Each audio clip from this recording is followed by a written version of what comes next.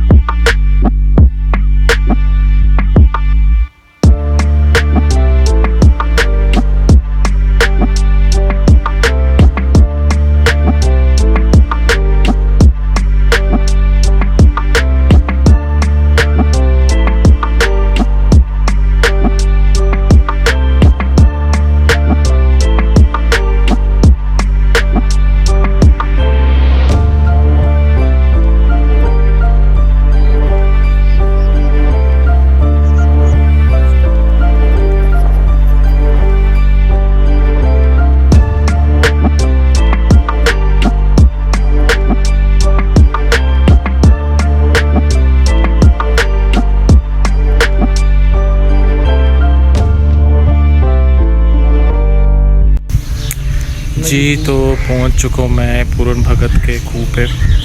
और जो पूरन भगत का खूह है वो मैं आपको दिखाता हूँ। ये है जी पूरन भगत का खूह और इसके अंदर पानी।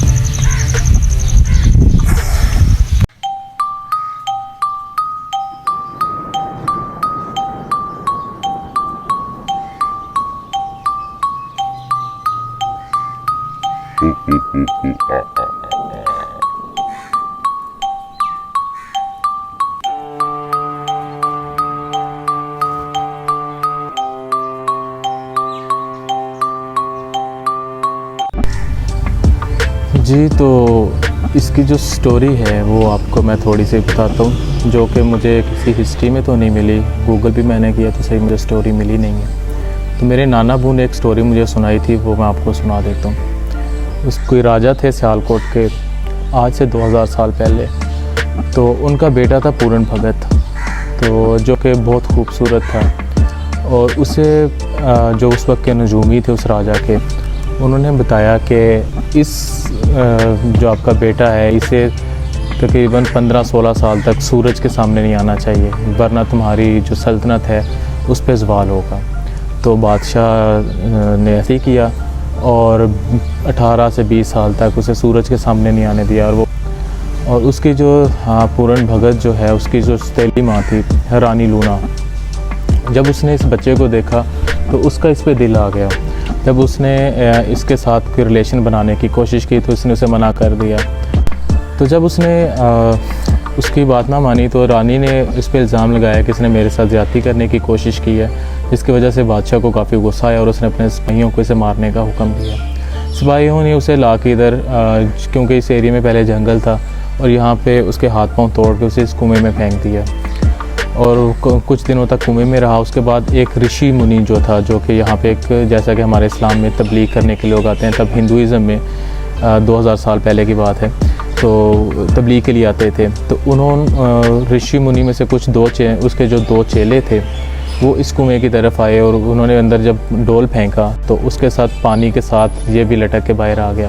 वो इसे पकड़ के अपने गुरु के पास ले गए और उसके बाद इस इलाके में और सियालकोट में, गिरदोनवा में जितना भी एरिया उसमें इसकी नेक नामी की वजह से और अल्लाह ने कुछ इसके हाथ में शिफा भी रखी, जैसा कि कहा जाता है, और उसकी धूम जो है पूरे इलाके में फैल गई। और ये बात जो है बाद में बादशाह तक भी पहुंची और बादशाह में की और उसकी जो बीवी थी और रानी लूना थी, फिर उनकी किसी तरह से इसके साथ दोबारा मुलाकात हुई, जिसमें कि इसने अपने माँ बाप को पहचान लिया और अपनी सारी स्टोरी बताई। और उसकी वजह से फिर रानी लूना जो थी, और उसने अपनी जो गलती थी, जो गुनाह था उसका, और जिसने इस पर झूठा इल्ज़ाम लगाया था, उसका इतराफ़ भी कर लिया। तो ये एक स्टोरी थी जो मेरे नाना अबू से मुझे पता चली। अब इसमें कितनी सदाकत है उसका कोई पता नहीं। लेकिन इस जगह की एक और वजह शोहरत भी है, वो ये कि जिन औरतों की औलाद नहीं होती या फिर उनका मिसकैरेज हो जाता है, वो यहाँ आती हैं और इस कुएं के पानी से आकर नहाती हैं और अपने पहले पहने हुए कपड़े यहाँ आकर जला देती हैं और घर से लाए हुए नए कपड़े पहन कर चली जाती हैं, जैसा कि आप वीडियो में जलते हुए कपड़े भी देख रहे हैं। उनका मानना है कि इस कुएं के पानी में अल्लाह ने शिफा रखी है और अल्लाह उन्हें औलाद से नवाजेगा।